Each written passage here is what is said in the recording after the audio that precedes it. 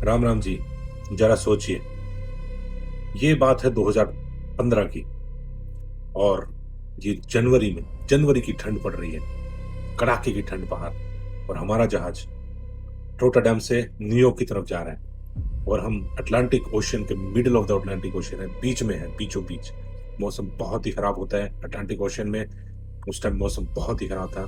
10 से 12 मीटर की स्वेल आ रही है, लहरें आ रही हैं, और जहाज से जब टकरा रही है तो 100 मीटर पीछे तक कुछ नहीं दिख पा रहा है। रोलिंग हो रहा है 30 से 35 डिग्री तक, आप खड़े नहीं हो पा रहे हो।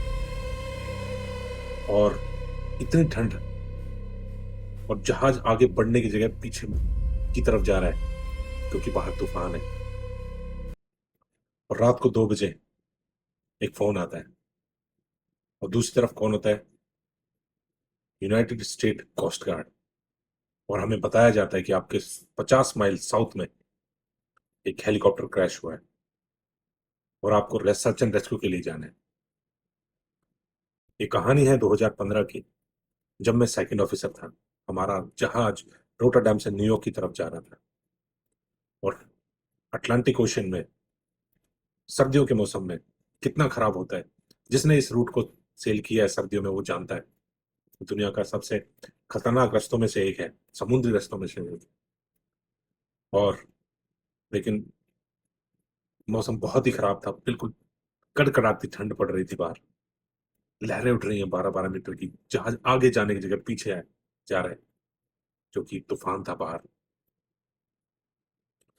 ऐसे टाइम में अपने जहाज को सेफ रखना ही बड़ी बात होती है, लेकिन किस्मत ने तो कुछ और ही तय किया हुआ था। और अचानक सैटेलाइट पे फोन आता है। मैं ड्यूटी पे था, 12 से 4 की ड्यूटी थी। रात को 2 बजे फोन आता है, और दूसरी तरफ होता है यूनाइटेड स्टेट कोस्ट गार्ड। वो हमसे कहते हैं कि हमें डिस्ट्रेस अलर्ट मिला है, एक हेलीकॉप्टर क्रैश हुआ है आपसे 50 माइल साउथ में, और आपको सर्च एंड रेस्क्यू के लिए जाना है। ऐसे मौसम में जहाज को मोड़ना बहुत मुश्किल है, मुश्किल भी है और खतरनाक भी। रोलिंग बढ़ जाती है, लेकिन ये समुद्र का नियम है। अगर किसी की जान बचाने का मौका मिले तो आपको जाना है। मैंने तुरंत कैप्टन साहब को कॉल किया और उनको बताया। अलार्म रेज किया गया, सब क्रू को खड़ा स्टैंड बाय किया गया, और अतिरिक्त लोग को ब्रिज में बुला के देखने के लिए बुलाया गया, और जहाज को मोड़ा गया। मैं सेकंड अफसर था। मैंने IMSR वॉल्यूम 3 में पैटर्न देखे, हमें सर्च करना है तो कैसे करना है। हमारे कुछ सर्च पैटर्न होते हैं, अगर उस लोकेशन पे हमें किसी को ढूंढना है तो कैसे ढूंढना है। वो सर्च पैटर्न एक्डिस में बनाया, और हमने ढूंढना स्टार्ट किया। बाहर बिल्कुल अंधेरा, कुछ नहीं दिख रहा है।